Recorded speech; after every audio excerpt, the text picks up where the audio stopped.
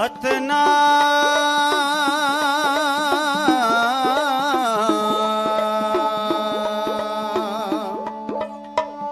श्री वाहे गुरु जी गुरु गरीब बनवा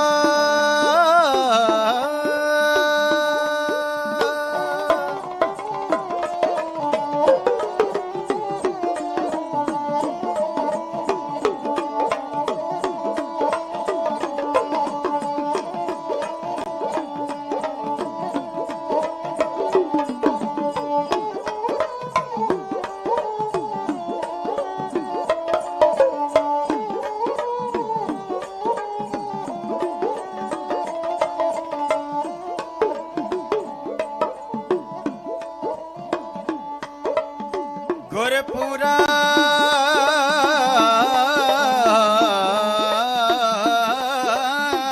जिन सिमरिया सेई पाए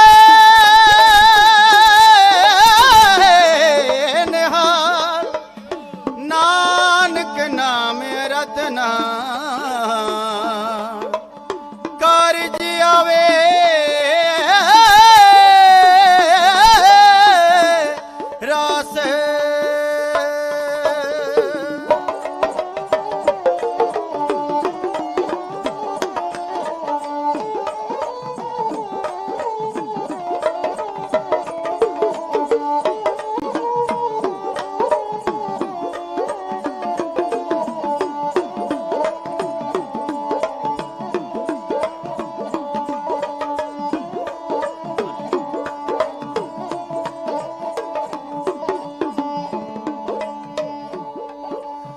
दीने ताप निवारण हारा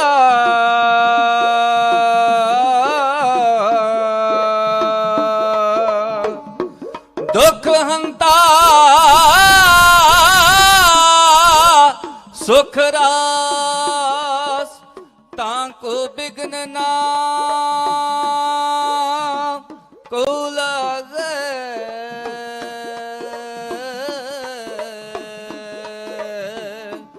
जाकी प्रभ आगे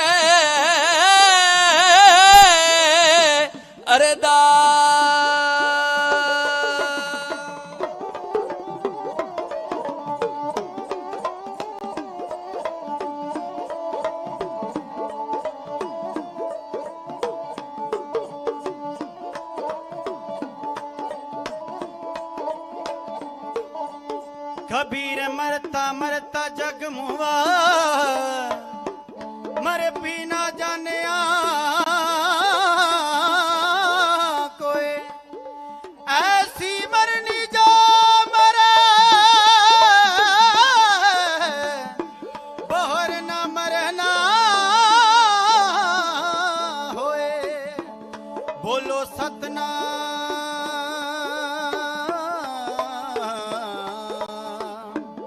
श्री वाहे गुरु जी।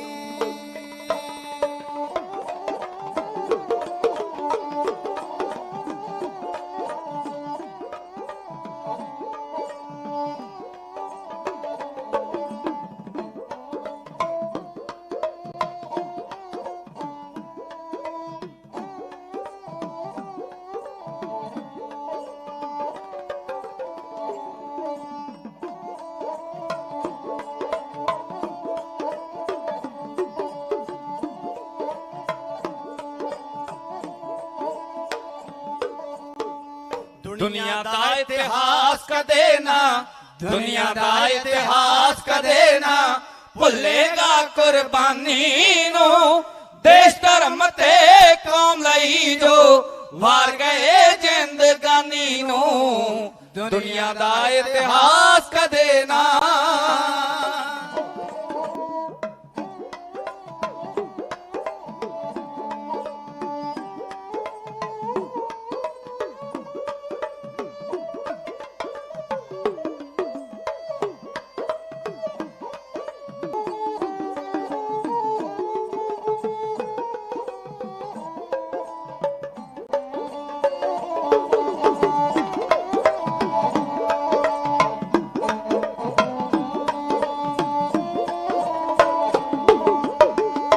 ਜੰਡਾਂ ਦੇ ਵੱਜ ਕੇ ਸੜਨਾ ਨਨਕਾਣੇ ਦੀ ਯਾਦ ਰਹੂ ਹੋ ਨਨਕਾਣੇ ਦੀ ਯਾਦ ਰਹੂ ਆ ਚੂੰਦੇ ਜੀ ਪੱਠੀਆਂ ਪੈ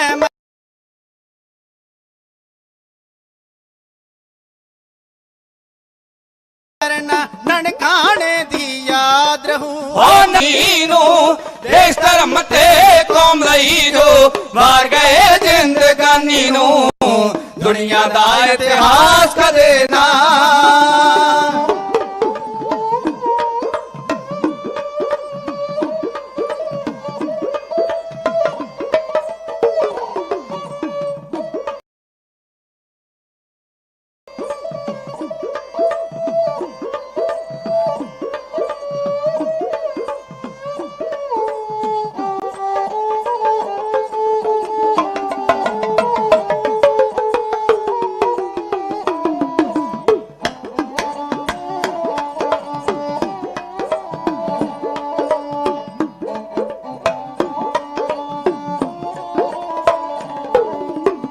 ਬੱਬਰਾਂ ਨੇ ਗਦਾਰ ਸੋਧਣ ਦਾ ਪੱਕਾ ਨਿਸ਼ਚਾ ਧਾਰ ਲਿਆ ਓ ਪੱਕਾ ਨਿਸ਼ਚਾ ਧਾਰ ਲਿਆ ਓ ਝੋਲੀ ਚੁੱਕ ਜੋ ਕਰਨ ਗਦਾਰੀ ਉਹ ਨਾ ਤਾਈ ਮਾਰ ਲਿਆ ਓ ਨਾ ਤਾਈ ਮਾਰ ਲਿਆ ਓ ਦੇਸ਼ ਦੇ ਕੰਮ ਜੋ ਆ ਨਾ ਸਕਦੀ ਦੇਸ਼ ਦੇ ਕੰਮ ਜੋ ਆ ਨਾ ਸਕਦੀ ਤ੍ਰਿਗ ਹੈ ਉਸ ਜਵਾਨੀ ਨੂੰ ਦੇਸ਼ ਧਰਮ ਤੇ ਕੌਮ ਲਈ ਜੋ ਵਾਰ ਗਏ ਜ਼ਿੰਦਗਾਨੀ ਨੂੰ ਦੁਨੀਆ ਦਾ ਇਤਿਹਾਸ ਕਦੇ ਨਾ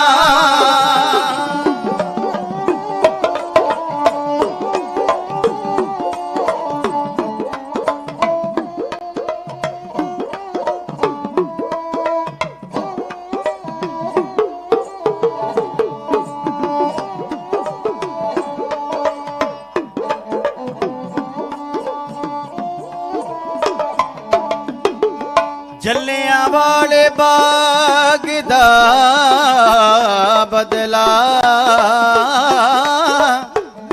ਊਧਮ ਸਿੰਘ ਚੁਕਾ ਦਿੱਤਾ ਉਹ ਕਦੇ ਮੰਗਿਆ ਕਿਸੇ ਨਾ ਰਾਜ ਦਿੱਤਾ ਤੇ ਰਾਜ ਤੱਬਿਆ ਸਦਾ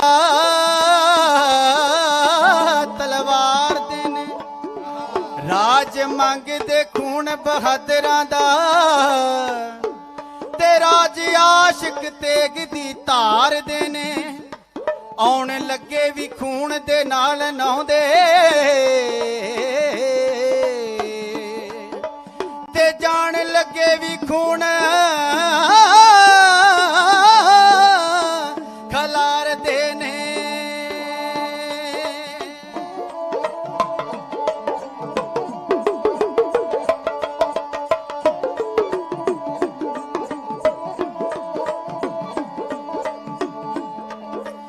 ਸੇਵਾ ਦੇਸ਼ ਦੀ ਜਿੰਦੜੀਏ ਕਰਨੇ ਔਖੀ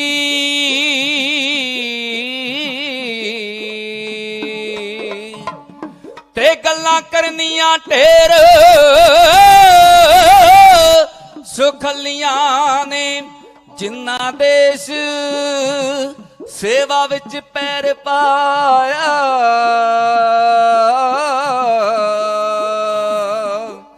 ਤੇ ਉਹਨਾਂ ਲੱਖ ਮੁਸੀਬਤਾਂ ਝੱਲੀਆਂ ਨੇ ਜੱਲਿਆਂ ਵਾਲੇ ਬਾਗ ਦਾ ਬਦਲਾ ਊਧਮ ਸਿੰਘ ਚੁਕਾ ਦਿੱਤਾ ਓਏ ਊਧਮ ਸਿੰਘ ਚੁਕਾ ਦਿੱਤਾ ਓ ਛੱਡੋ ਸਾਡਾ ਦੇਸ਼ ਗੋਰਿਓ ਭਗਤ ਸਿੰਘ ਫਰਮਾ ਦਿੱਤਾ ਓ ਭਗਤ ਸਿੰਘ ਫਰਮਾ ਦਿੱਤਾ ਓ ਫਾਂਸੀ ਦੇ ਰੱਸੇ ਗਲ ਪਾ ਕੇ ਫਾਂਸੀ ਦੇ ਰੱਸੇ ਗਲ ਪਾ ਕੇ ਕਰ ਗਏ ਕਾਇਮ ਨਿਸ਼ਾਨੀ ਨੂੰ ਦੇਸ਼ ਧਰਮ ਤੇ ਕੌਮ ਲਈ ਜੋ ਵਾਰ ਗਏ ਜ਼ਿੰਦਗਾਨੀ ਨੂੰ ਦੁਨੀਆ ਦਾ ਇਤਿਹਾਸ ਕਦੇ ਨਾ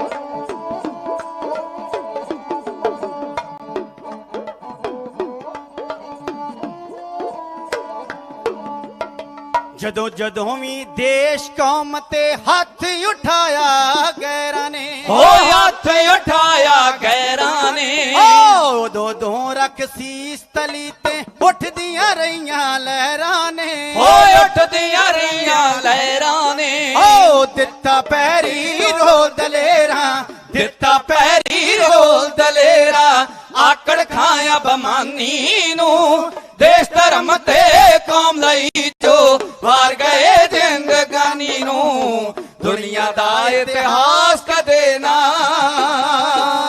ਦੁਨੀਆ ਦਾ ਇਤਿਹਾਸ ਕਦੇ ਨਾ ਦੁਨੀਆ ਦਾ ਇਤਿਹਾਸ ਕਦੇ ਨਾ ਭੁੱਲੇਗਾ ਕੁਰਬਾਨੀ ਨੂੰ ਦੇਸ਼ ਧਰਮ ਤੇ ਕੌਮ ਲਈ ਜੋ ਵਾਰ ਗਏ ਜ਼ਿੰਦਗਾਨੀ ਨੂੰ ਦੁਨੀਆ ਦਾ ਇਤਿਹਾਸ ਕਦੇ ਨਾ ਹੋ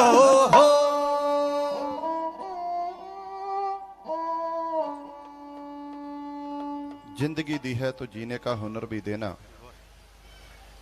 पांव बख्शे हैं तो तौफीक के सफर भी देना। मैं तो गूंगा था, बोलना तूने सिखाया है, अब बोलने लगा हूं तो बातों में असर भी देना।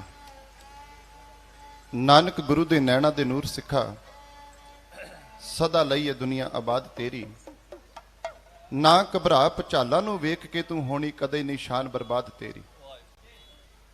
तारा तू दशमेश दी अख दा है, सूरज झल नहीं सकदा ताब तेरी। जोरावर ते फतेह दे सीस उत्ते रखी आशका गई बुनियाद तेरी।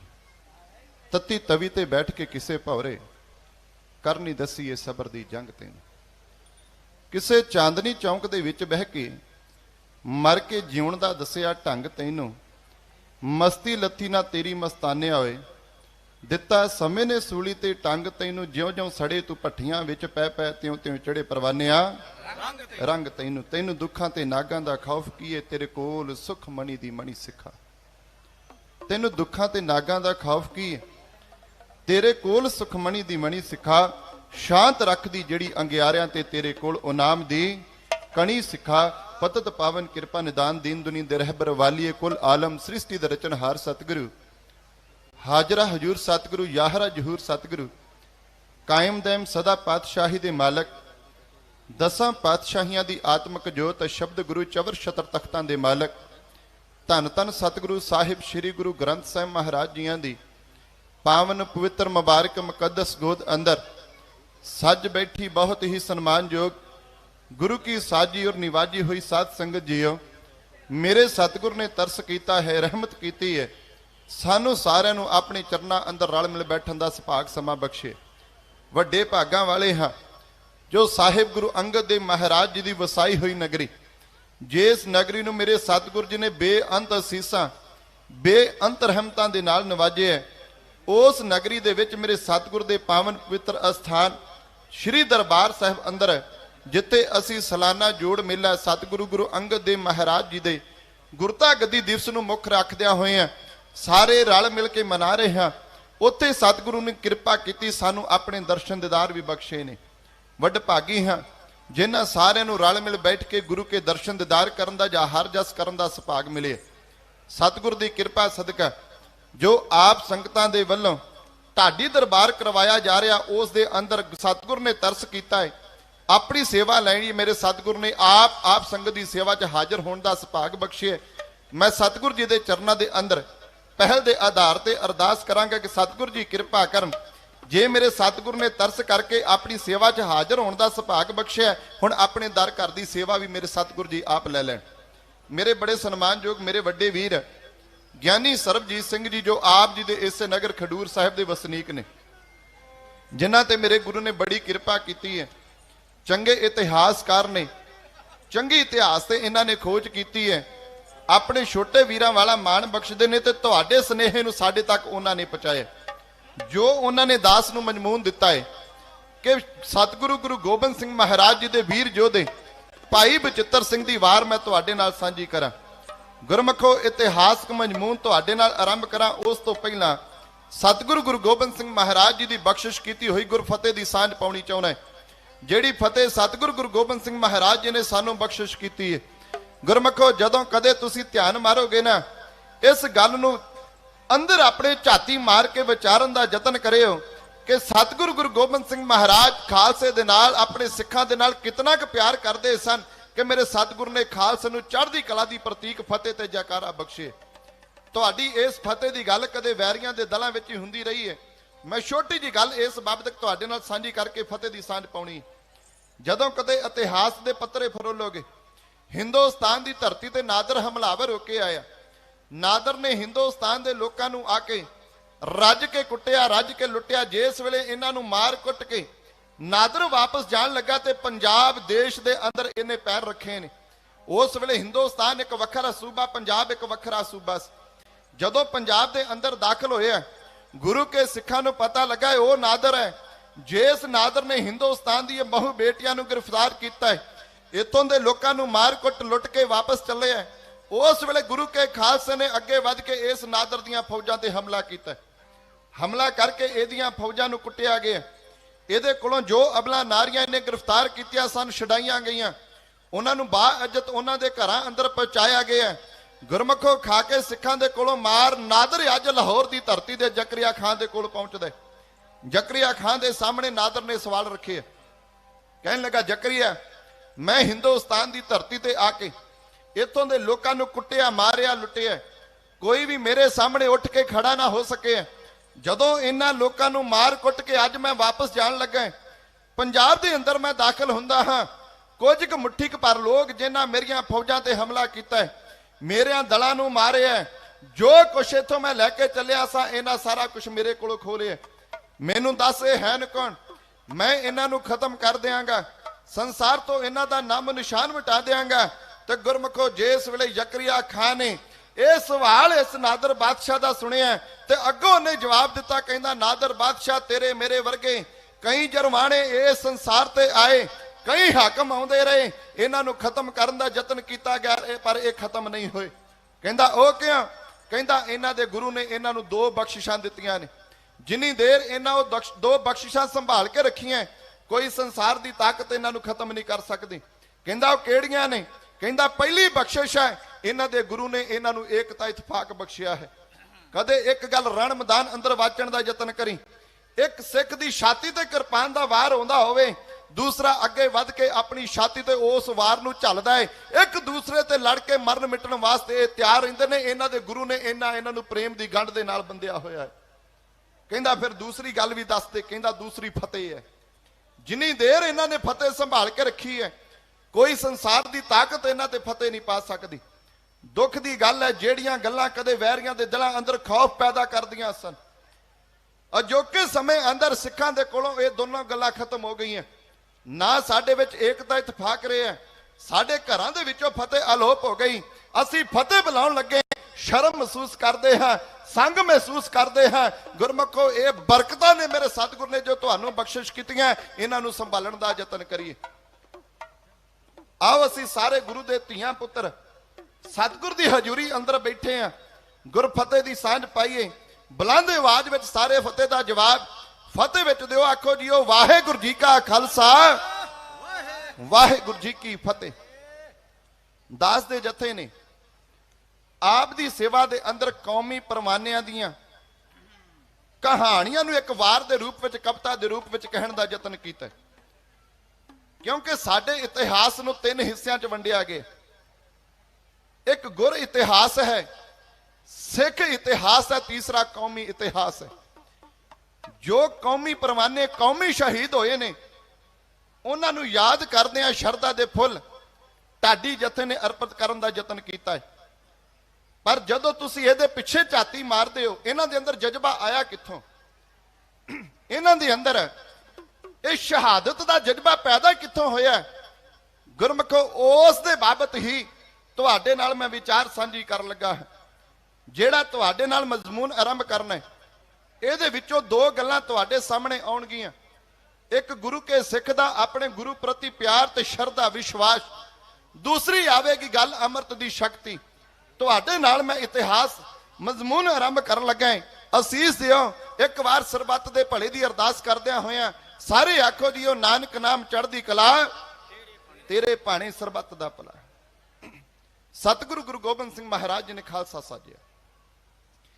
ਜਦੋਂ ਮੇਰੇ ਗੁਰਦੇਵ ਨੇ ਖਾਲਸਾ ਸਾਜ ਦਿੱਤਾ, ਜੋ ਸੰਸਾਰ ਦੇ ਅੰਦਰ ਜਾਤਾਂ ਪਾਤਾਂ ਦੇ ਵਖਰੇਵੇਂ ਚੱਲਦੇ ਸੀ, ਮੇਰੇ ਦਾਤੇ ਨੇ ਸਾਰੇ ਖਤਮ ਕਰ ਦਿੱਤੇ।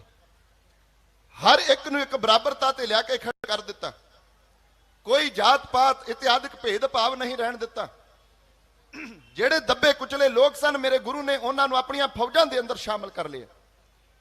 ਇਸ ਗੱਲ ਦਾ ਫਿਕਰ ਉਸ ਵੇਲੇ ਜਿੱਥੇ ਧਰਮ ਦੇ ਠੇਕੇਦਾਰਾਂ ਨੂੰ ਹੋਣਾ ਸ਼ੁਰੂ ਹੋਇਆ, ਉੱਥੇ 22 ਧਾਰ ਦੇ ਰਾਜਿਆਂ ਨੂੰ ਇਸ ਗੱਲ ਦੀ ਚਿੰਤਾ ਲੱਗ ਗਈ ਕਿ ਜਿਨ੍ਹਾਂ ਨੂੰ ਕਦੇ ਅਸੀਂ ਆਪਣੇ ਸਾਹਮਣੇ ਉੱਠਣ ਨਹੀਂ ਦਿੱਤਾ, ਜਿਨ੍ਹਾਂ ਨੂੰ ਕਦੇ ਆਪਣੇ ਸਾਹਮਣੇ ਖਲੋਣ ਨਹੀਂ ਦਿੱਤਾ, ਅੱਜ ਉਹ ਫੌਜਾਂ ਦੇ ਵਿੱਚ ਸ਼ਾਮਲ ਹੋ ਕੇ ਸਾਡੇ ਨਾਲ ਮੁਕਾਬਲਾ ਕਰਨ ਵਾਸਤੇ ਅੱਗੇ ਆਉਣਗੇ।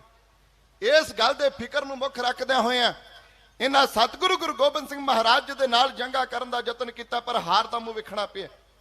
ਅਖੀਰ ਇਹਨਾਂ ਦਿੱਲੀ ਦੀ ਧਰਤੀ ਤੇ ਜਾ ਕੇ ਔਰੰਗਜ਼ੇਬ ਦੇ ਕੋਲ ਇਸ ਬਾਬਤ ਫਰਿਆਦ ਕੀਤੀ ਹੈ। ਔਰੰਗਜ਼ੇਬ ਸ਼ੈਤਾਨ ਬਿਰਤੀ ਦਾ ਮਾਲਕ ਸੀ, ਉਸ ਨੇ ਇਹਨਾਂ ਨੂੰ ਟਾਲਣ ਦਾ ਯਤਨ ਕੀਤਾ ਹੈ। ਜਿਸ ਵੇਲੇ ਇਹਨਾਂ ਗੱਲ ਆਖੀ, ਕਹਿਣ ਲੱਗੇ ਬਾਦਸ਼ਾਹ ਗੁਰੂ ਤੇਗ ਬਹਾਦਰ ਸਾਹਿਬ ਜਿਨ੍ਹਾਂ ਨੂੰ ਦਿੱਲੀ ਦੇ ਚਾਂਦਨੀ ਚੌਂਕ ਦੇ ਵਿੱਚ ਤੂੰ ਸ਼ਹੀਦ ਕੀਤਾ ਹੈ, ਉਹਨਾਂ ਦੇ ਪੁੱਤਰ ਗੁਰੂ ਗੋਬਿੰਦ ਸਿੰਘ ਨੇ ਆਨੰਦਪੁਰ ਦੀ ਧਰਤੀ ਤੇ ਖਾਲਸਾ ਸਾਜੇ ਹੈ। ਖਾਲਸਾ ਸਾਜਣ ਤੋਂ ਬਾਅਦ ਜਿਹੜੇ ਲੋਕ ਕਦੇ ਸਾਹਮਣੇ ਸਾਡੇ ਖੜੇ ਨਹੀਂ ਸੀ ਹੋ ਸਕਦੇ, ਉਹਨਾਂ ਨੂੰ ਆਪਣੀਆਂ ਫੌਜਾਂ ਦੇ ਅੰਦਰ ਸ਼ਾਮਲ ਕਰਕੇ ਭਾਰੀ ਗਿਣਤੀ ਦੇ ਵਿੱਚ ਫੌਜ ਤਿਆਰ ਕਰ ਲਈ ਹੈ।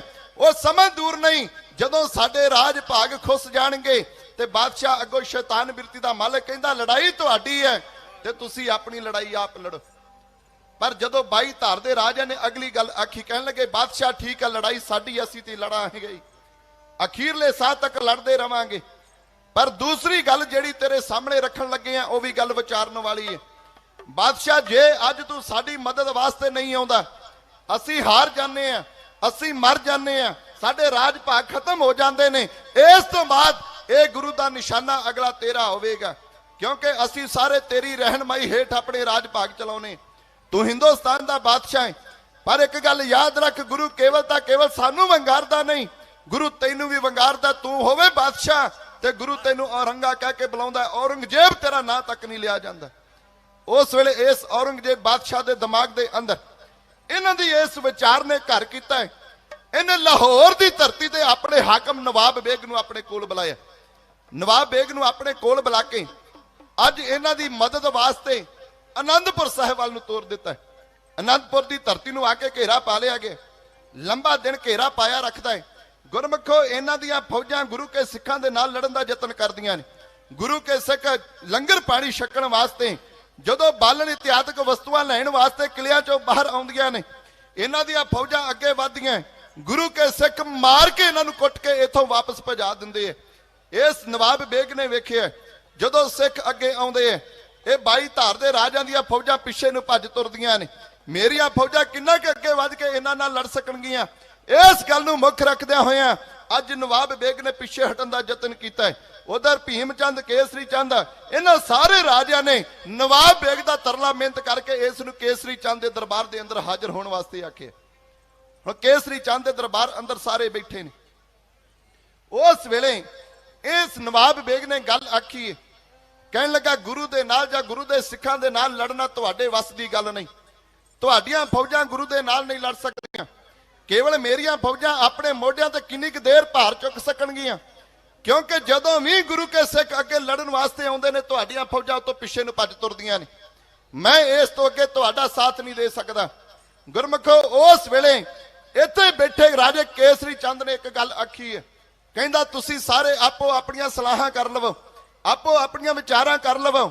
ਮੇਰੀ ਇੱਕ ਵਿਚਾਰ ਹੈ, ਜੇ ਤੁਹਾਡੇ ਮੰਨਣ ਵਿੱਚ ਆ ਜਾਵੇ। ਕਹਿੰਦਾ ਹਾਂ ਤੂੰ ਦੱਸ, ਤੂੰ ਕੀ ਕਹਿਣਾ ਚਾਹੁੰਦਾ ਹੈ? ਕਹਿੰਦਾ ਮੇਰੇ ਕੋਲ ਇੱਕ ਹਾਥੀ ਹੈ, ਜਿਸ ਹਾਥੀ ਨੂੰ ਇੱਕ ਟ੍ਰੇਨਿੰਗ ਦਿੱਤੀ ਗਈ ਹੈ, ਉਹਨੂੰ ਸਿਖਲਾਈ ਦਿੱਤੀ ਗਈ ਹੈ, ਉਹਦੇ ਸਰੀਰ ਦੇ ਉੱਤੇ ਸਾਰੇ ਲੋਹਾ ਮੜ ਦਿੱਤਾ ਜਾਵੇਗਾ, ਉਹਦੀ ਸੁੰਡ ਦੇ ਨਾਲ ਸ਼ਸਤਰ ਲਾ ਦਿੱਤੇ ਜਾਣਗੇ, ਉਹ ਮਾਰੋ ਮਾਰ ਉਹ ਹਾਥੀ ਜਾ ਕੇ ਲੋਹਗੜ੍ਹ ਦੇ ਕਿਲੇ ਦੇ ਉੱਤੇ ਇੱਕ ਹਮਲਾ ਕਰ ਦੇਵੇਗਾ। ਉਸ ਲੋਹਗੜ੍ਹ ਦੇ ਕਿਲੇ ਨੂੰ ਤੋੜ ਦਿੱਤਾ ਜਾਵੇਗਾ, ਉਹਦਾ ਦਰਵਾਜ਼ਾ ਤੋੜਿਆ ਜਾਵੇਗਾ। ਜਦੋਂ ਹਾਥੀ ਉਸ ਦਰਵਾਜ਼ੇ ਨੂੰ ਤੋੜੇਗਾ ਤੇ ਅਸੀਂ ਉਸ ਗੁਰੂ ਦੇ ਕਿਲੇ ਦੇ ਅੰਦਰ, ਲੋਹਗੜ੍ਹ ਕਿਲੇ ਦੇ ਅੰਦਰ ਜਾ ਕੇ ਕਾਬਜ ਹੋ ਜਾਵਾਂਗੇ। ਕਿਉਂਕਿ ਇਤਿਹਾਸ ਕਹਿੰਦਾ ਹੈ ਲੋਹਗੜ੍ਹ ਦੇ ਕਿਲੇ ਦੇ ਵਿੱਚ ਹੀ ਸਤਿਗੁਰ ਦੇ ਜ਼ਿਆਦਾ ਸ਼ਸਤਰ ਹੋਇਆ ਕਰਦੇ ਸਨ, ਇੱਥੇ ਸ਼ਸਤਰ ਤਿਆਰ ਵੀ ਹੁੰਦੇ ਸਨ। ਕਹਿੰਦਾ ਜਦੋਂ ਉਹਨਾਂ ਦੀਆਂ ਫੌਜਾਂ ਦੇ ਸ਼ਸਤਰਾਂ ਤੇ ਅਸੀਂ ਕਬਜ਼ਾ ਕਰ ਲਿਆ, ਫਿਰ ਉਸ ਤੋਂ ਬਾਅਦ ਇਹਨਾਂ ਦੀਆਂ ਫੌਜਾਂ ਅੱਧੇ ਹੌਸਲੇ ਉਹਨਾਂ ਦੇ ਖਤਮ ਹੋ ਜਾਣਗੇ, ਲੜ ਨਹੀਂ ਸਕਣਗੀਆਂ। ਸਾਨੂੰ ਸਭ ਤੋਂ ਪਹਿਲ ਦੇ ਆਧਾਰ ਤੇ ਇਹਨਾਂ ਦੇ ਉਸ ਕਿਲੇ ਦੇ ਉੱਤੇ ਕਬਜ਼ਾ ਕਰਨਾ ਪਵੇਗਾ। ਗੁਰਮਖੋ ਉਸ ਵੇਲੇ ਇਹਨਾਂ ਦੀ ਇਸ ਗੱਲ ਦੇ ਉੱਤੇ ਮਤਾ ਪਕਾ ਦਿੱਤਾ ਗਿਆ, ਸਾਰਿਆਂ ਦੀ ਗੱਲ ਮੰਨਣ ਵਿੱਚ ਆ ਗਈ ਹੈ। ਸਿੱਖ ਕੌਮ ਦੇ ਮਹਾਨ ਵਿਦਵਾਨ ਗਿਆਨੀ ਸੰਤੋਖ ਸਿੰਘ ਜੀ ਗੁਰਪ੍ਰਤਾਪ ਸੂਰਜ ਗ੍ਰੰਥ ਦੇ ਰਚੇਤਾ ਇੱਥੇ ਇੱਕ ਗੱਲ ਲਿਖਦੇ ਨੇ, ਕਹਿੰਦੇ ਜਿਸ ਵੇਲੇ ਹਾਥੀ ਨੂੰ ਉੱਥੇ ਖੜਨ ਵਾਸਤੇ ਸਾਰਿਆਂ ਨੇ ਮਨਜ਼ੂਰੀ ਦਿੱਤੀ ਹੈ, ਉੱਥੇ ਇੱਕ ਭੀਮ ਚੰਦ ਰਾਜੇ ਨੇ ਸਵਾਲ ਰੱਖ ਦਿੱਤਾ।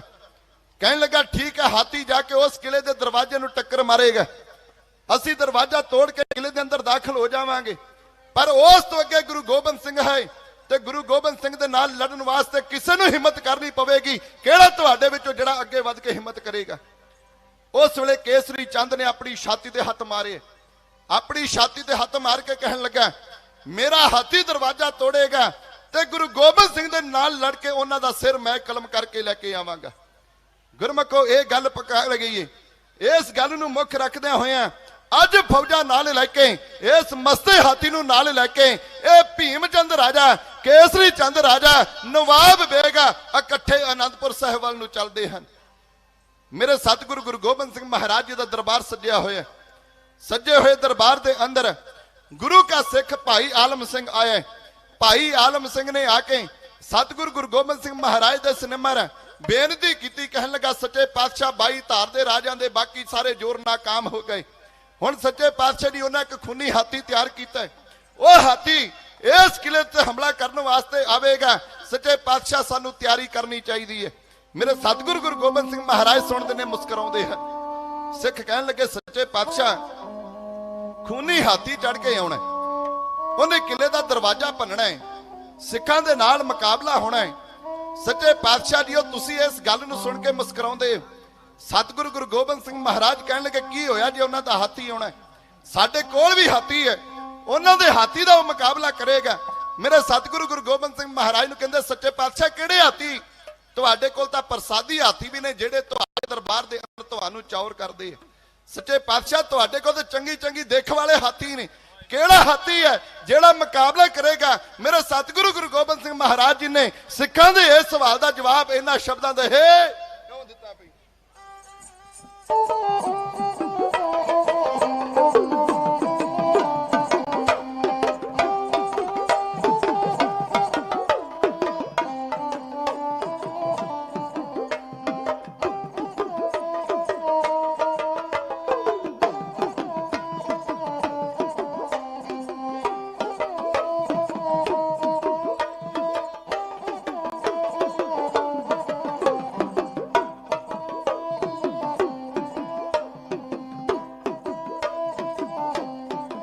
ਕਿਹਾ ਹੱਸ ਕੇ ਸੱਚੀਆਂ ਸਤਿਗੁਰਾਂ ਨੇ, ਕਿਹਾ ਹੱਸ ਕੇ ਸੱਚਿਆ ਸਤਿਗੁਰਾਂ ਨੇ, ਕਿਹਾ ਹੱਸ ਕੇ ਸੱਚੀਆਂ ਸਤਿਗੁਰਾਂ ਨੇ, ਕਿਹਾ ਹੱਸ ਕੇ ਸੱਚਿਆ ਸਤਿਗੁਰਾਂ ਨੇ, ਸਾਡੇ ਕੋਲ ਹੈ, ਸਾਡੇ ਕੋਲ ਹੈ ਇੱਕ ਬਲਵਾਨ ਹਾਥੀ,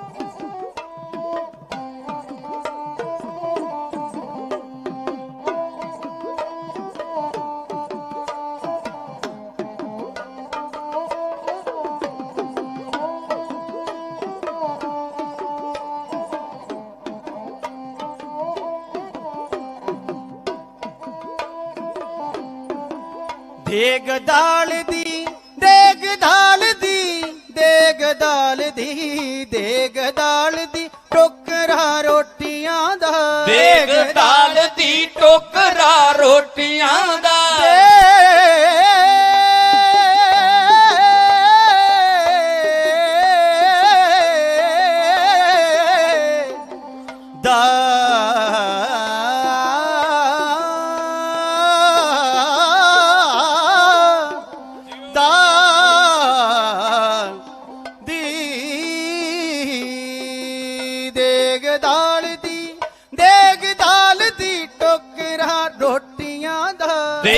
दाल दी टोकरा रोटियां दा, ਦੇਗ ਦਾਲ ਦੀ ਟੋਕਰਾ ਰੋਟੀਆਂ ਦਾ, देग दाल दी टोकरा रोटियां दा।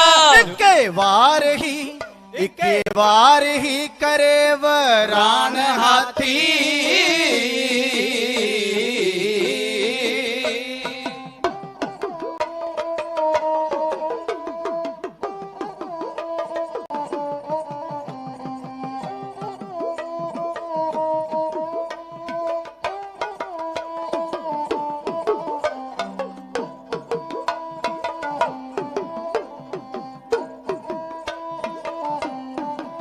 ਘੋਰ ਕੱਪ ਪ੍ਰਸ਼ਾਦ ਵੀ ਛਕ ਜਾਵੇ, ਕੋਰ ਕੱਪ ਪ੍ਰਸ਼ਾਦ ਵੀ ਛਕ ਜਾਵੇ, ਘੋਰ ਕੱਪ ਪ੍ਰਸ਼ਾਦ ਵੀ ਛਕ ਜਾਵੇ, ਕੋਰ ਕੱਪ ਪ੍ਰਸ਼ਾਦ ਵੀ ਛਕ ਜਾਵੇ। ਨਹੀਂ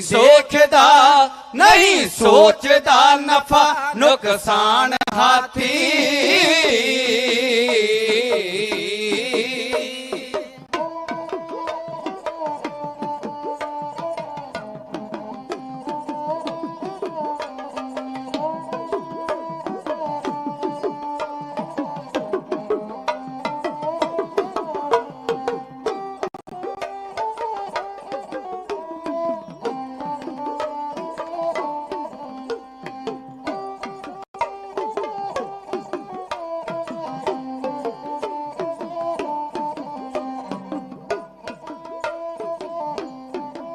ਦੇਹੀ ਫੁੱਲ ਕੇ ਵਾਂਗ ਤੰਦੂਰ ਹੋਈ, ਫੁੱਲ ਕੇ ਵਾਂਗ ਤੰਦੂਰ ਹੋਈ, ਦੇਹੀ ਫੁੱਲ ਕੇ, ਦੇਹੀ ਫੁੱਲ ਕੇ, ਦੇਵੀ ਫੁੱਲ ਕੇ, ਦੇਹੀ ਫੁੱਲ ਕੇ ਵਾਂਗ ਤੰਦੂਰ ਹੋਈ, ਦੇਹੀ ਫੁੱਲ ਕੇ ਵਾਂਗ ਤੰਦੂਰ ਹੋਈ। ਤੁਰਨ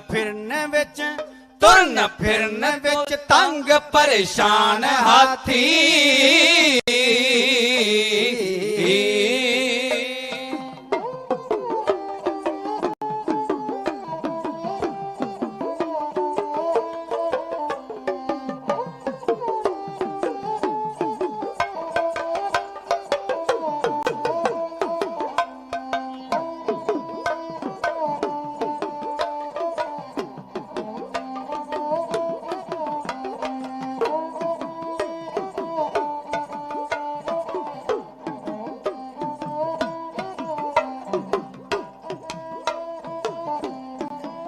ਵਿਧੀ ਚੰਦ ਦੁਨੀ ਚੰਦ, ਦੁਨੀ ਚੰਦ ਮਸੰਦ ਹੈ ਨਾ,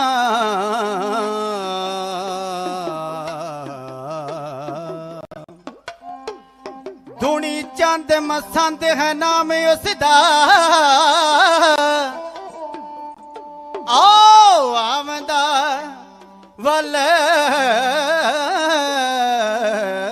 ਦਵਾਨ ਹਾਥੀ। ਆਮਦਾ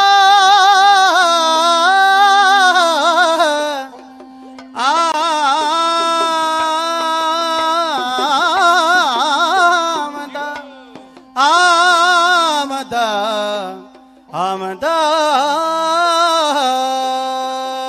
ਦੁਨੀ ਚੰਦ ਹੈ, ਦੁਨੀ ਚੰਦ ਹੈ, ਦੁਨੀ ਚੰਦ ਹੈ, ਦੁਨੀ ਚੰਦ ਮਸੰਦ ਹੈ ਨਾਮ ਉਸਦਾ। ਦੁਨੀ ਚੰਦ ਮਸੰਦ ਹੈ ਨਾਮ ਉਸਦਾ। ਦੁਨੀ ਚੰਦ ਮਸੰਦ ਹੈ ਨਾਮ ਉਸਦਾ। ਦੁਨੀ ਚੰਦ ਬਈ, ਦੁਨੀ ਚੰਦ ਬਈ, ਦੁਨੀ ਚੰਦ ਮਸੰਦ ਹੈ ਨਾਮ ਉਸਦਾ। ਓ ਆਮਦਾ, ਓਹ ਆਮਦਾ ਵੱਲ ਦੀਵਾਨ ਹਾਥੀ, ਓ ਆਮਦਾ ਵਿੱਚ ਵੱਲ ਦੀਵਾਨ ਹਾਥੀ। ਓ ਆਮਦਾ ਵਿੱਚ ਦੀਵਾਨ ਹਾਥੀ।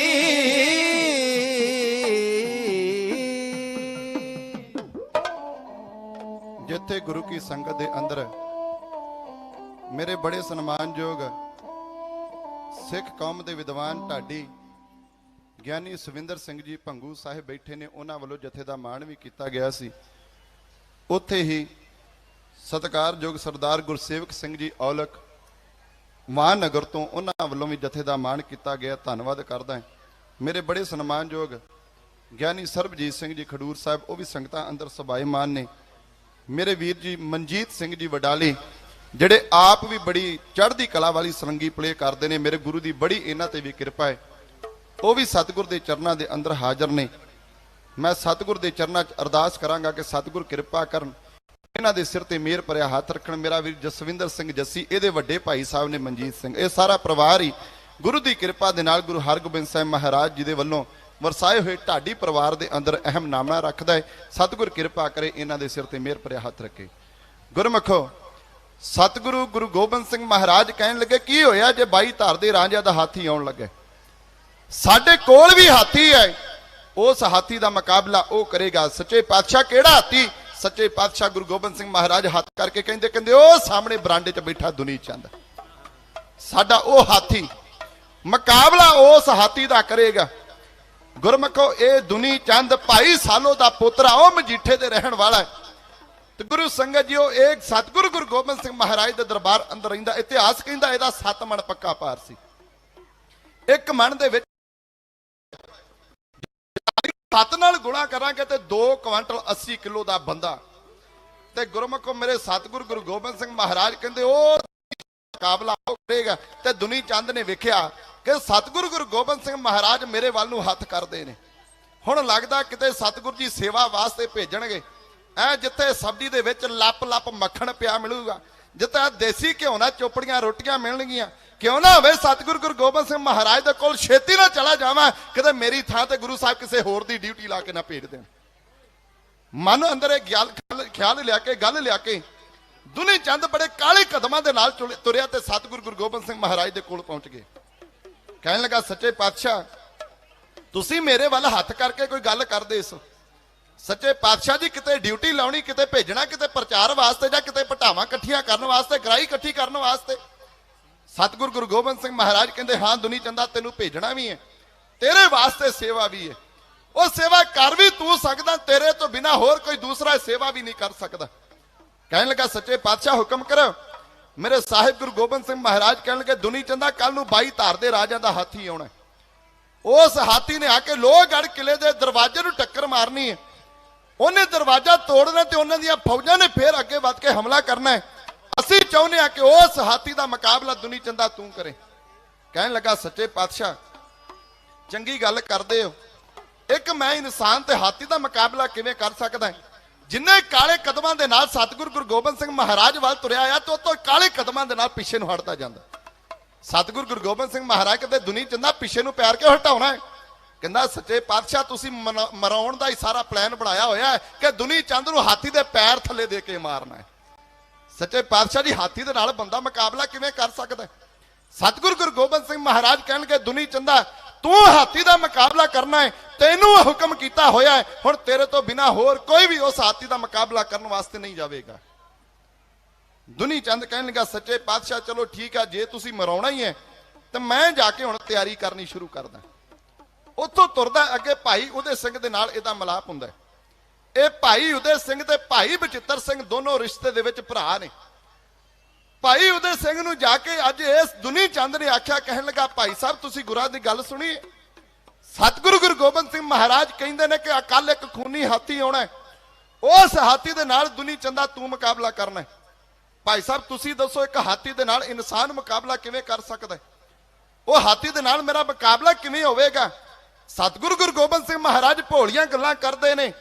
ਭਾਈ ਉਦੇ ਸਿੰਘ ਨੇ ਅੱਗੋਂ ਜਵਾਬ ਦਿੱਤਾ, ਕਹਿਣ ਲੱਗਾ, ਉਹ ਦੁਨੀ ਚੰਦਾ, ਉਹ ਭੋਲਾ ਗੁਰੂ ਨਹੀਂ, ਭੋਲਾ ਤੂੰ ਹੈ। ਉਹ ਤੇਰੀ ਚੰਗੇ ਕਰਮ ਨੇ ਕਿ ਸਤਿਗੁਰੂ ਨੇ ਤੇਰੇ ਤੇ ਕਿਰਪਾ ਦ੍ਰਿਸ਼ਟੀ ਕਰਕੇ ਤੈਨੂੰ ਇਹ ਸੇਵਾ ਦਾ ਮੌਕਾ ਬਖਸ਼ਿਆ। ਕਾਸ਼ ਕਿਤੇ ਗੁਰੂ ਮੇਰੇ ਤੇ ਕਿਰਪਾ ਦ੍ਰਿਸ਼ਟੀ ਕਰ ਦਿੰਦਾ, ਕੱਲ ਆਉਣ ਵਾਲੇ ਹਾਥੀ ਦੇ ਨਾਲ ਮੁਕਾਬਲਾ ਮੈਨੂੰ ਕਰਨ ਦੀ ਸੇਵਾ ਮਿਲ ਜਾਂਦੀ।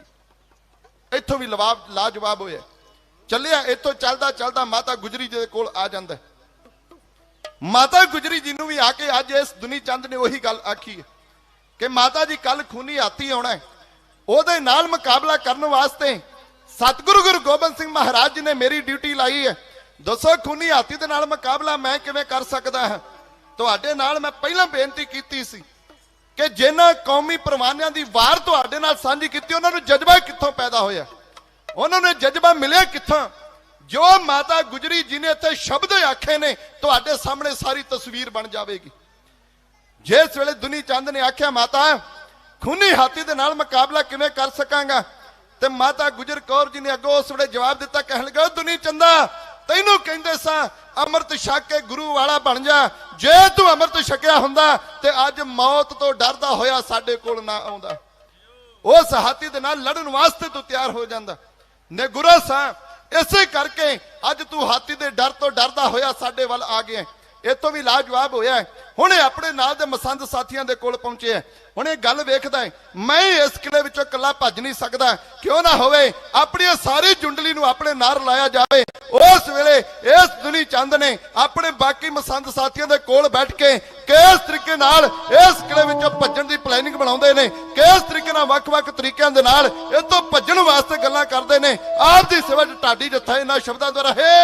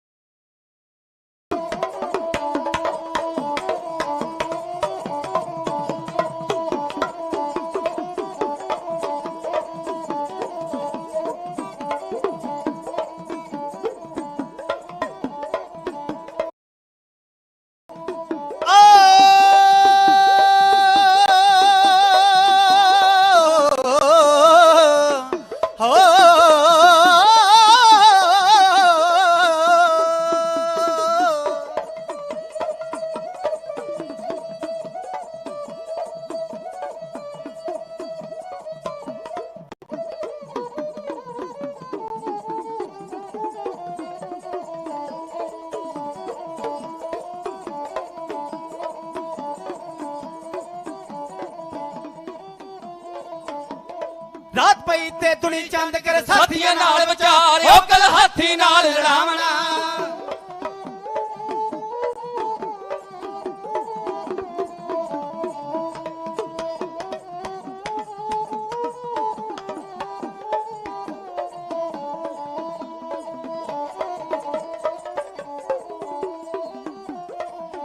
होकल हाथी नाल लड़ावना। हाथी ते बंदे दा मार हाथी नाल दा मेल की।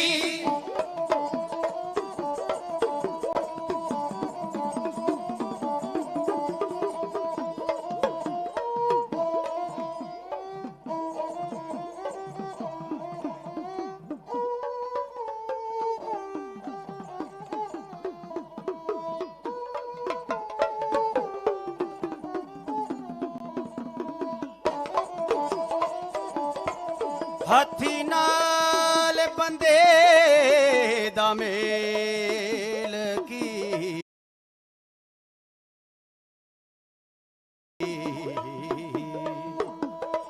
हाथी नाल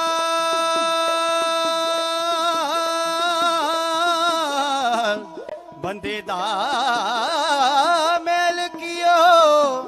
ओ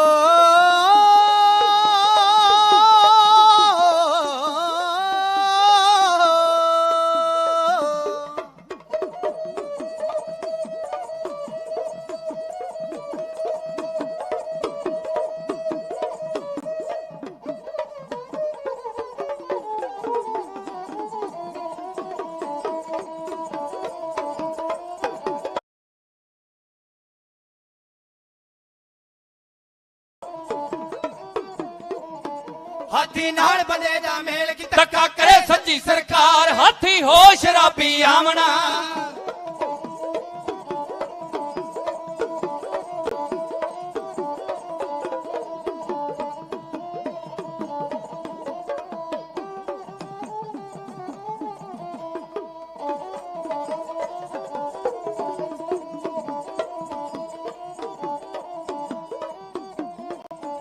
ਹਾਥੀ ਹੋ ਸ਼ਰਾਬੀ ਆਵਣ ਮੱਥੇ ਨਾਲ ਨਾਲ ਬਦੇ ਹਥਿਆਰ ਟੱਕਰਿਆ ਦਰਵਾਜੇ ਮਾਰਨੀ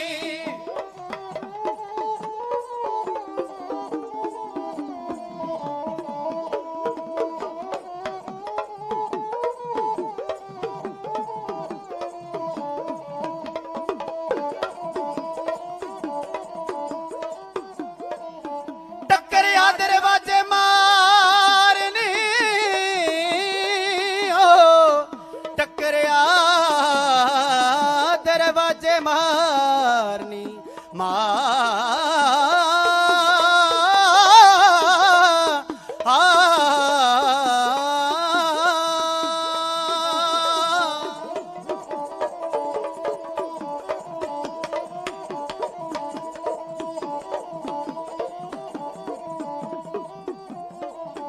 ਟੱਕਰਿਆ ਦਰਵਾਜੇ ਮਾਰਨ ਜਾਣਾ ਟੁੱਟ ਕਿਲੇ ਦਾ ਬਾਰ ਉਹਦੇ ਮਗਰੇ ਆਉਣਾ ਰਾਜਿਆਂ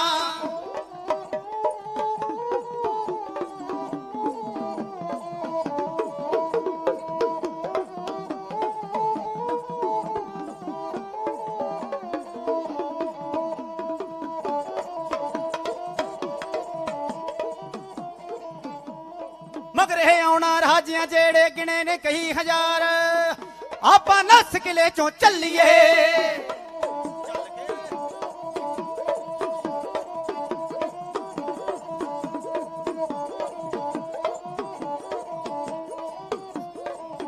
ਆਪਾਂ ਨਸ ਕਿਲੇ ਚੋਂ ਚੱਲੀਏ ਰਾਤੋਂ ਰਾਤ ਹੀ ਟੱਪ ਦੀਵਾਰ ਇਹ ਦਮ ਦਾ ਪਗਾਇਆ ਗੀਰੀਆਂ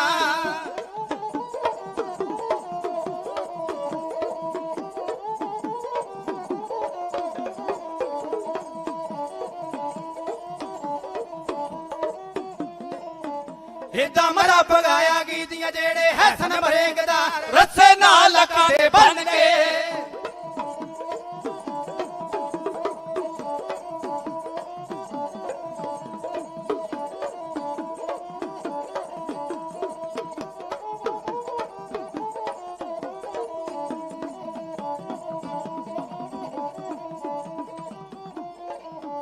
ਰੱਸੇ ਨਾਲ ਲੱਗਦੇ ਬੰਨ ਕੇ ਜਾਣਾ ਛਾੜ ਗਲੇ ਤੋਂ ਮਾਰ ਵਾਰੀ ਆ ਗਈ ਦੂਣੀ ਚੰਦ ਦੀ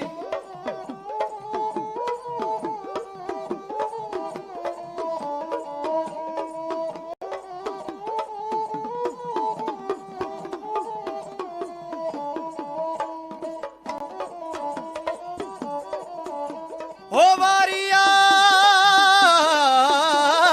ਗਈ ਦੂਣੀ ਚੰਦ ਦੀ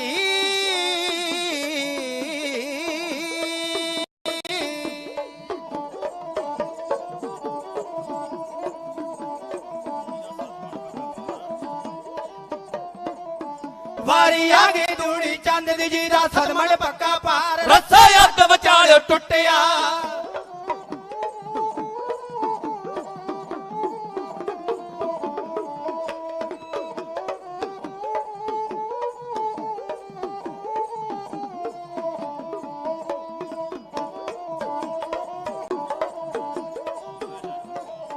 ਰੱਸਾ ਅੱਧ ਵਿਚਾਲੇ ਟੁੱਟਿਆ ਪਿਆ ਡਿਗਾ ਪਵਾ ਦੇ ਪਾਰ ਸੱਜੀ ਲੱਤ ਗੋਡਿਓਂ ਟੁੱਟ ਗਈ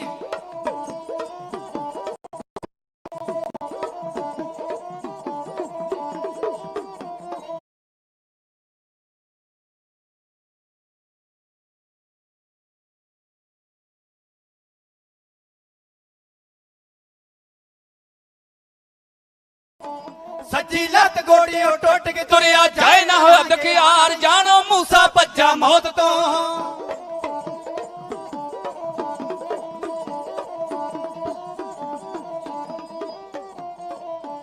ਜਾਣੋ ਮੂਸਾ ਭੱਜਾ ਮੌਤ ਤੋਂ ਉਹਦੇ ਅੱਗੇ ਮੌਤ ਤਿਆਰ ਜਾਣੋ ਮੂਸਾ ਭੱਜਾ ਮੌਤ ਤੋਂ ਹੋ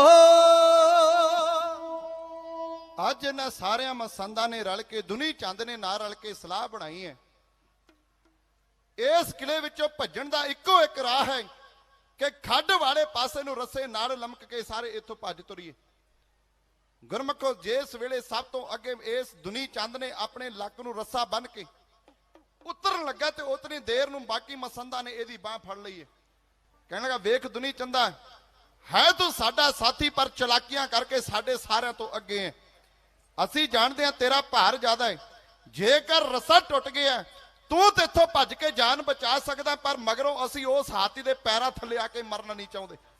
ਪਹਿਲਾਂ ਅਸੀਂ ਭੱਜਾਂਗੇ, ਸਾਡੇ ਤੋਂ ਮਗਰੋਂ ਤੇਰਾ ਨੰਬਰ ਲੱਗੇਗਾ। ਹੁਣ ਸਾਰੇ ਮਸੰਦਾਂ ਨੇ ਲੱਕ ਨੂੰ ਰੱਸਾ ਬੰਨ ਕੇ ਵਾਰੀ ਵਾਰੀ ਉਤਰੀ ਨੇ। ਵਾਰੀ ਆਉਂਦੀ ਹੈ ਦੁਨੀ ਚੰਦ ਦੀ। ਦੁਨੀ ਚੰਦ ਨੇ ਵੀ ਆਪਣੇ ਲੱਕ ਨੂੰ ਰੱਸਾ ਬੰਨਿਆ। ਜਿਸ ਵੇਲੇ ਅਦਕ ਗਿਆ ਹੈ, ਰੱਸਾ ਟੁੱਟਿਆ ਹੈ, ਧਰਤੀ ਤੇ ਡਿੱਗਿਆ ਹੈ, ਗੋਡੇ ਤੋਂ ਸੱਜੀ ਲੱਤ ਟੁੱਟ ਜਾਂਦੀ ਹੈ। ਹੁਣ ਆਪਣੇ ਨਾਲ ਦੇ ਸਾਥੀਆਂ ਦੇ ਤਰਲੇ ਮਾਰ ਕੇ ਕਹਿੰਦਾ ਮੈਨੂੰ ਘਰ ਮੇਰੇ ਪਹੁੰਚਾ ਦਿਓ। ਇਹਦੇ ਘਰ ਪਹੁੰਚਾਇਆ ਜਾਂਦਾ ਹੈ। ਅੰਮ੍ਰਿਤ ਵੇਲਾ ਹੋਇਆ ਹੈ। ਸਤਿਗੁਰੂ ਗੁਰੂ ਗੋਬਿੰਦ ਸਿੰਘ ਮਹਾਰਾਜ ਜੀ ਦੇ ਕੋਲ ਸਿੱਖ ਆ ਪਹੁੰਚਦੇ ਨੇ। ਆ ਕੇ ਦੱਸਦੇ ਆ ਸੱਚੇ ਪਾਤਸ਼ਾਹ ਤੁਹਾਡਾ ਹਾਥੀ ਤਾਂ ਰਾਤ ਦਾ ਭੱਜ ਚੁੱਕਿਆ ਹੈ। ਸਤਿਗੁਰੂ ਗੁਰੂ ਗੋਬਿੰਦ ਸਿੰਘ ਮਹਾਰਾਜ ਕਹਿਣ ਲੱਗੇ ਸਾਨੂੰ ਪਤਾ ਸੀ ਦੁਨੀ ਚੰਦ ਨੇ ਭੱਜ ਜਾਣਾ। ਅਸੀਂ ਇੱਕ ਪ੍ਰੀਖਿਆ ਪਾਈ ਸੀ, ਸਾਨੂੰ ਪਤਾ ਸੀ ਇਹ ਭੱਜਣ ਵਾਲਾ ਹੈ। ਪਰ ਇੱਕ ਗੱਲ ਯਾਦ ਰੱਖੋ, ਜਿਸ ਮੌਤ ਤੋਂ ਡਰਦਾ ਅੱਜ ਇਹ ਦੁਨੀ ਚੰਦ ਭੱਜ ਕੇ ਗਿਆ ਹੈ, ਸਮਾਂ ਆਵੇਗਾ ਮੌਤ ਇਹਨੂੰ ਜ਼ਰੂਰ ਆਵੇਗੀ।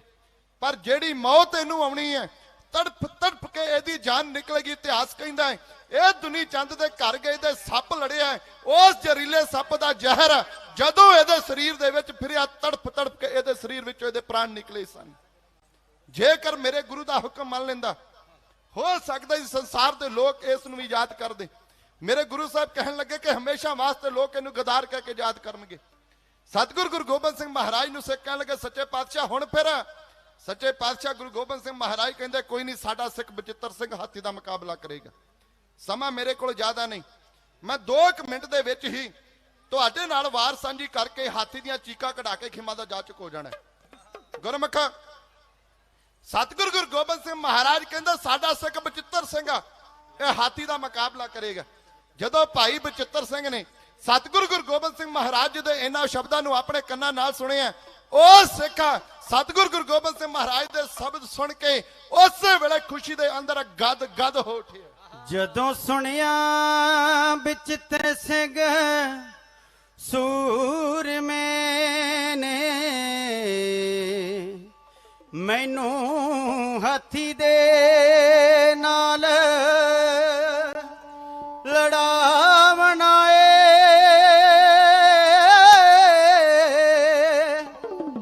ਹਾਂ ਧੰਨ ਭਾਗ ਮੇਰੇ ਗੁਰਾਂ ਮੇਰ ਕੀਤੀ। ਇਹ ਤੋਂ ਵੱਧ ਕੀ ਹੋਰ ਮੈਂ ਪਾਵਣਾ ਹੈ। ਧੰਨ ਭਾਗ ਮੇਰੇ ਗੁਰਾਂ ਮੇਰ ਕੀਤੀ। ਇਹ ਤੋਂ ਵੱਧ ਕੀ ਹੋਰ ਮੈਂ ਪਾਵਣਾ ਹੈ। ਹਾਥੀ ਇੱਕ ਕੀ ਭਾਵੇਂ ਹੁਣ ਲੱਖ ਹਾਥੀ, ਕੰਮ ਗੁਰਾਂ ਦਾ ਗੁਰਾਂ ਕਰਵਾਵਣਾ ਏ। ਮੈਨੂੰ ਵਾਧੂ ਦਾ ਜਸ ਗੁਰੂ ਖਾਲਸਾ ਜੀ, ਮੈਨੂੰ ਵਾਧੂ ਦਾ ਜਸ ਗੁਰੂ ਖਾਲਸਾ ਜੀ। ਕੰਮ ਗੁਰਾਂ ਦਾ ਗੁਰਾਂ ਕਰਵਾਵਣਾ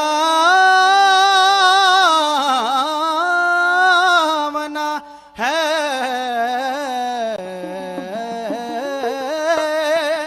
ਕੰਮ ਗੁਰਾਂ ਦਾ ਗੁਰਾਂ ਕਰਵਾਵਣਾ ਏ। ਭਾਈ ਬਚਿੱਤਰ ਸਿੰਘ ਚੱਲ ਕੇ ਸਤਿਗੁਰੂ ਗੁਰੂ ਗੋਬਿੰਦ ਸਿੰਘ ਮਹਾਰਾਜ ਦੇ ਕੋਲ ਆਏ। ਸਤਿਗੁਰੂ ਨੂੰ ਨਤਮਸਤਕ ਹੋਏ। ਮੇਰੇ ਸਤਿਗੁਰੂ ਗੁਰੂ ਗੋਬਿੰਦ ਸਿੰਘ ਮਹਾਰਾਜ ਜੀ ਨੇ ਦੇ ਕੇ ਥਾਪੜਾ ਇੱਕ ਨਾਗਨੀ ਵਰਸ਼ਾ ਭਾਈ ਬਚਿੱਤਰ ਸਿੰਘ ਨੂੰ ਬਖਸ਼ੇ। ਅੱਜ ਵੀ ਤੁਸੀਂ ਕੇਸਗੜ੍ਹ ਸਾਹਿਬ ਦੀ ਧਰਤੀ ਤੇ ਜਾਂਦੇ ਹੋ, ਉਹ ਨਾਗਨੀ ਵਰਸ਼ੇ ਦੇ ਤੁਹਾਨੂੰ ਦਰਸ਼ਨ ਕਰਨ ਵਾਸਤੇ ਮਿਲਣਗੇ। ਇਸ ਨਾਗਨੀ ਵਰਸ਼ੇ ਦੀ ਲੰਬਾਈ 8 ਫੁੱਟ 8 ਇੰਚ ਹੈ। ਜਿਹੜਾ ਨਾਗਨੀ ਵਰਸ਼ਾ ਮੇਰੇ ਸਤਿਗੁਰੂ ਗੁਰੂ ਗੋਬਿੰਦ ਸਿੰਘ ਮਹਾਰਾਜ ਜੀ ਨੇ ਭਾਈ ਬਚਿੱਤਰ ਸਿੰਘ ਨੂੰ ਬਖਸ਼ੇ। ਜਦੋਂ ਇਤਿਹਾਸ ਪੜ੍ਹਦੇ ਹੋ, ਭਾਈ ਬਚਿੱਤਰ ਦਾ ਕਾਰਾ ਜਿਹਾ ਸਰੀਰ ਹੈ, ਮਧਰਾ ਜਿਹਾ ਕੱਦ ਹੈ, ਪਰ ਜਦੋਂ ਮੇਰੇ ਸਤਿਗੁਰੂ ਗੁਰੂ ਗੋਬਿੰਦ ਸਿੰਘ ਮਹਾਰਾਜ ਦੇ ਹੁਕਮ ਨੂੰ ਸੁਣਿਆ ਤੇ ਉਸੇ ਵੇਲੇ ਗੁਰੂ ਕਾ ਸਿੱਖ ਹਾਥੀ ਦੇ ਨਾਲ ਲੜਨ ਵਾਸਤੇ ਤਿਆਰ ਹੋ ਗਏ। ਮੇਰੇ ਸਤਿਗੁਰੂ ਗੁਰੂ ਗੋਬਿੰਦ ਸਿੰਘ ਮਹਾਰਾਜ ਜੀ ਨੇ ਨਾਲ ਹੀ ਭਾਈ ਉਦੇ ਸਿੰਘ ਨੂੰ ਬੁਲਾ ਲਿਆ ਕਿ ਉਦੇ ਸਿਆ ਤੂੰ ਕਹਿੰਦਾ ਸੀ ਕਿ ਗੁਰੂ ਤੇਰੇ ਤੇ ਵੀ ਕਿਰਪਾ ਦ੍ਰਿਸ਼ਟੀ ਕਰਦਾ ਹੈ, ਜਾ ਓਏ ਕੇਸਰੀ ਚੰਦ ਕਹਿੰਦਾ ਕਿ ਮੈਂ ਗੁਰੂ ਗੋਬਿੰਦ ਸਿੰਘ ਦਾ ਸਿਰ ਵੱਢ ਕੇ ਲੈ ਕੇ ਆਉਣਾ। ਉਹਨੇ ਇੱਕ ਗੱਲ ਦੱਸ ਕੇ ਆਉਣੀ ਹੈ, ਉਹਨੂੰ ਜਾਂਚ ਸਿਖਾ ਕੇ ਆਉਣੀ ਹੈ ਕਿ ਸਿਰ ਵੱਡੀ ਦਾ ਕਿਵੇਂ ਹੈ। ਭਾਈ ਉਦੇ ਸਿੰਘ ਵੀ ਨਾਲ ਜਾਂਦਾ ਹੈ। ਜਿਸ ਵੇਲੇ ਲੋਹਗੜ੍ਹ ਕਿਲੇ ਦੇ ਅੰਦਰ ਇਹ ਦੋਵੇਂ ਗੁਰੂ ਕੇ ਸਿੱਖ ਆਪਣੇ ਸਿੱਖਾਂ ਨਾਲ ਦੇ ਸਾਥੀਆਂ ਦੇ ਨਾਲ ਪਹੁੰਚੇ ਨੇ, ਉਸ ਵੇਲੇ ਦਰਵਾਜ਼ੇ ਤੇ ਖੜੇ ਸਿੱਖ ਨੂੰ ਹੁਕਮ ਕੀਤਾ ਗਿਆ, ਜਦੋਂ ਤੈਨੂੰ ਹੁਕਮ ਹੋਵੇ ਦਰਵਾਜ਼ਾ ਖੋਲ ਦੇ। ਨਗਾਰੇ ਵਾਲੇ ਸਿੱਖ ਨੂੰ ਕਿਹਾ ਗਿਆ ਤੂੰ ਤਿਆਰ ਪਰ ਤਿਆਰ ਰਹਿਣਾ। ਉਧਰ ਜਿਹੜਾ ਸਾਹਮਣਾ ਸਿੱਖ ਪਹਿਰੇ ਤੇ ਖੜਾ ਸੀ ਉਹਨੂੰ ਆਖਿਆ ਗਿਆ ਜਿਸ ਵੇਲੇ 22 ਧਾਰ ਦੇ ਰਾਜਿਆਂ ਦਾ ਹਾਥੀ ਮਾਰ ਦੇ ਹੇਠ ਆਇਆ, ਪਹਿਰੇ ਵਾਲੇ ਸਿੱਖ ਨੇ ਦੱਸਿਆ, ਨਗਾਰੇ ਵਾਲੇ ਸਿੱਖ ਨੇ ਚੋਟ ਲਾਈ ਨਗਾਰੇ ਉੱਤੇ, ਦਰਵਾਜ਼ਾ ਖੁੱਲਿਆ, ਭਾਈ ਬਚਿੱਤਰ ਸਿੰਘ ਮਾਰ ਕੇ ਪਲਾਕੀ ਹੋ ਕੇ ਘੋੜੇ ਤੇ ਸਵਾਰ ਇਸ ਮਸਤੇ ਹਾਥੀ ਦੇ ਮੱਥੇ ਤੇ ਵਾਰ ਹੈ।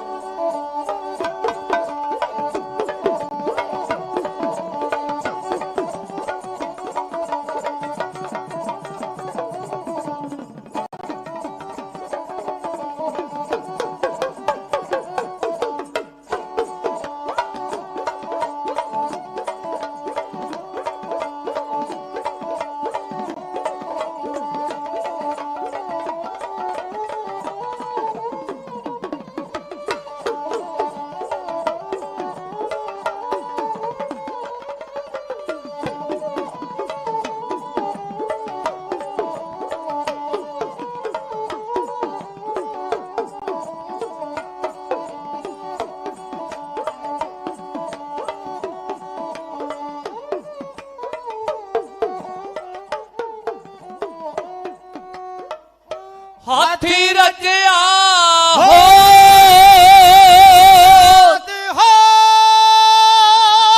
ਕੋਈ ਦਿਨ ਖੇਡ ਲੈ ਮਾਣ ਲੈ, ਮੌਤ ਓ ਢੀਕਦੀ ਆ ਸਿਰ ਤੇ ਕੂਕਦੀ।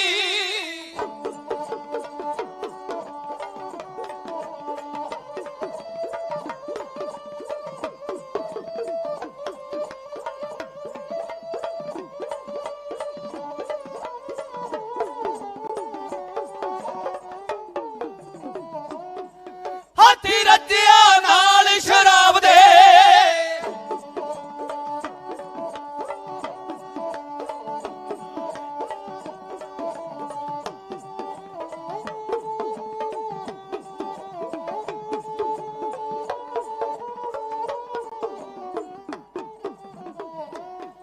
ਆਉਂਦਾ ਕੁੱਦ ਦਾ ਵਿੱਚ ਕਮੰਡ, ਉਹਦੇ ਪਿੱਛੇ ਰਾਜੇ ਬਾਈ ਧਾਰ ਦੇ।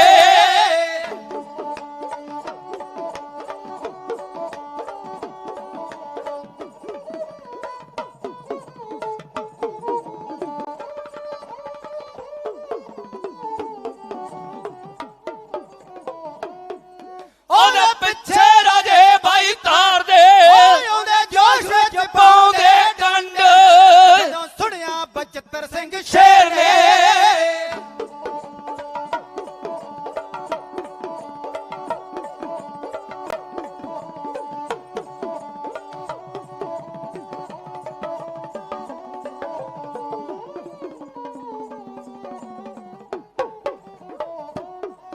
ਜਦੋਂ ਸੁਣਿਆ ਬਚਿੱਤਰ ਸਿੰਘ ਸ਼ੇਰ ਨੇ ਆਣ ਫਰਕੇ ਉਸ ਦੇ ਅੰਗ, ਹੱਡੀ ਲਾ ਕੇ ਆਹੋ ਮੇਰੀ ਦਾਦ ਓਏ ਅੱਡੀ ਲਾ ਕੇ ਉਸ ਘੋੜੇ ਤਾਈਂ ਛੇੜਿਆ, ਉਸ ਦਾ ਹਾਥੀ ਵੱਲ ਕਰਕੇ ਤਰੰਗ।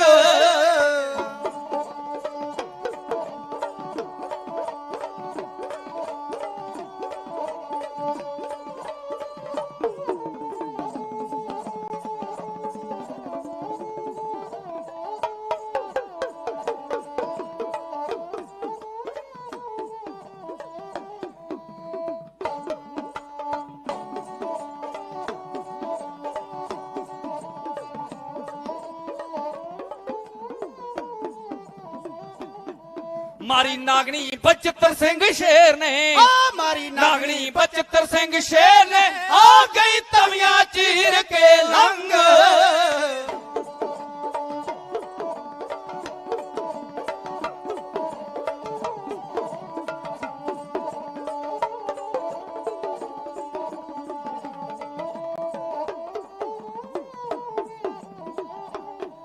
ਹਾਥੀ ਚੀਕਾ ਮਾਰਦਾ ਨਸਿਆ, ਚੀਕਾ ਮਾਰਦਾ ਨਸਿਆ, ਉਹ ਪੁੱਠੇ ਪੈਰੀ ਪਵਾ ਕੇ ਕੰਡ।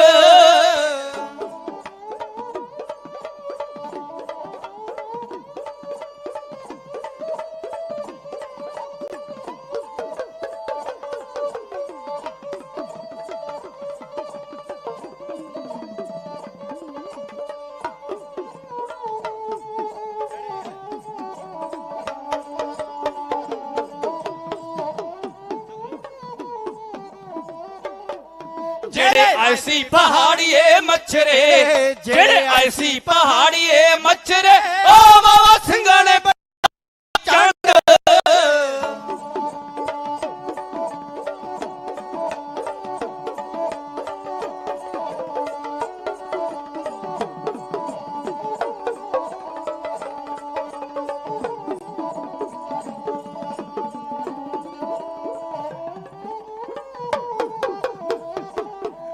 बहुते माले ते थोड़े नस गए माले ते थोड़े नस गए आ सिंघा कोल पणवा के दंद याद रहिंदियां रहिंदियां 75 सिंघा तेरियां जग विच रहिंदियां 75 सिंघा तेरियां हाँ जी हाँ वाला दुनिया दा